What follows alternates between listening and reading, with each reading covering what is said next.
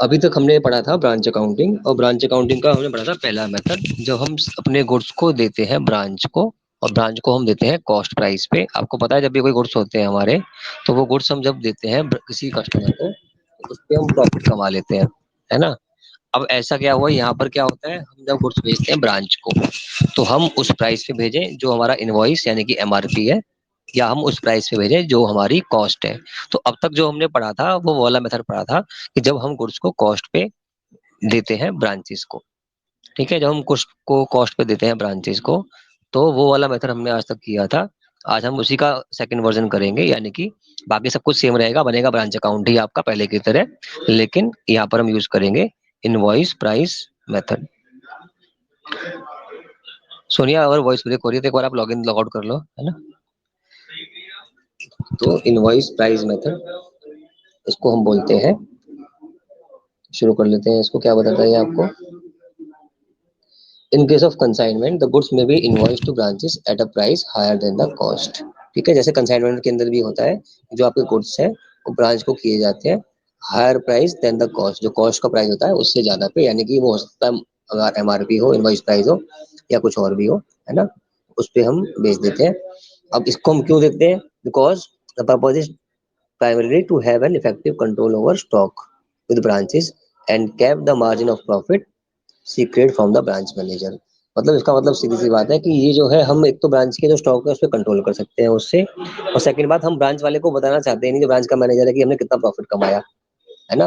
ये प्रॉफिट हम इसको बताना चाहते नहीं है, क्योंकि अगर हम ऐसा करेंगे तो हमें इश्यू हो जाएगा सीक्रेसी का, और वो शायद कम्पिटेटिव बिजनेस भी खोल ले।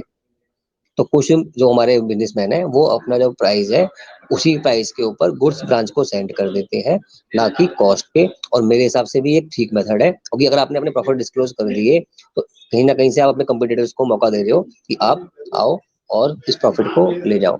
ठीक है, इसलिए in such a situation all the entries relating to the goods are made in the branch account.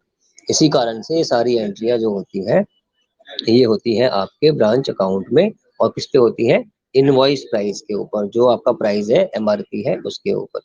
ठीक है, एंड एडजस्टमेंट्स, अब जो इसमें डिफरेंस आया कॉस्ट के अंदर और प्राइस के अंदर, उसको हम बोलेंगे एडजस्टमेंट फॉर लोडिंग। ठीक है, उसको हम बोलेंगे एडजस्टमेंट फॉर लोडिंग, लिखा भी हुआ है difference between IP and CP, cost price and invoice price. अब जो ये एडजस्टमेंट है वो हम करते हैं अपने एंड पे, अपने एंड में मतलब हेड ऑफिस के अंदर, और एक एंट्री पास करते हैं, वो एंट्री है stock reserve account debit to branch account. वो एंट्री है stock reserve account debit to branch account. अगर हमने ये बात करी इसकी ओपनिंग स्टॉक की, तो ओपनिंग स्टॉक की जो कॉस्ट हाई आई थी उसको हमने इस एंट्री से एडजस्ट कर लिया।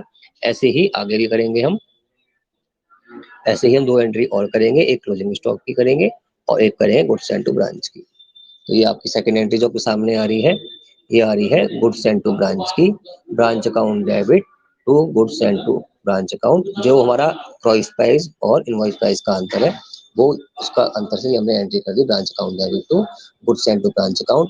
और लास्ट एंट्री कौन सी है आपकी, क्लोजिंग स्टॉक की। तो क्लोजिंग स्टॉक है, उसका प्राइस भी हायर होगा जो कॉस्ट प्राइस है उससे, उसको भी हम एडजस्ट करेंगे। तो ये एंट्री है branch account debit to stock reserve account.